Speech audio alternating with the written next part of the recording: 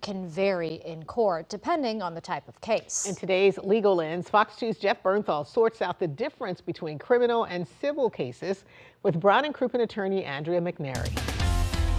Andrea, we hear the phrase burden of proof. So what exactly does that mean in, say, a civil case? So in most civil cases, the plaintiff has to prove their burden by showing by a preponderance of the evidence. So what that merely shows is that a plaintiff has to show a fact and dispute is more likely true than not. And then in a criminal case, what are we talking about? In criminal cases, the prosecution bears the burden of proving beyond a reasonable doubt all the elements necessary to establish guilt. So it's the highest standard of proof in the law. And what's the basic difference or the differences between criminal and civil?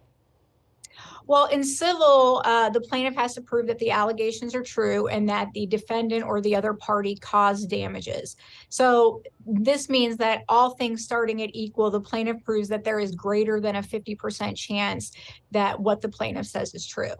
In criminal cases, there's a presumption of innocence. So you're starting from that place, and the prosecutor's job is to prove the defendant's guilt. And if they cannot, then the case is either dismissed or the person is found not guilty. So it doesn't mean no doubt at all, but what it means is to the extent no reasonable individual could find that accused not guilty. And lastly, I think some people just wonder why we have different burdens of proof for criminal and civil.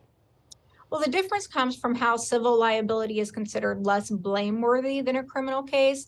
In civil cases, the penalties are usually injunctions, meaning the court telling you not to do something or to do something specific, or money damages. But in criminal cases, it's considered a crime against society, and it holds a higher punishment. So jail sentences, very long jail sentences, and sometimes even death. So basically, the difference are the things at stake: someone's freedom versus being monetarily held liable for damages they caused. As always, we appreciate your insight. To Andrea McNairy from Brown and Crouppen, thank you. You're welcome. Thank you. Jeff Bernthal, Fox 2 News. And you can catch the Legal Lens every Wednesday evening right here on Fox 2 News at 6.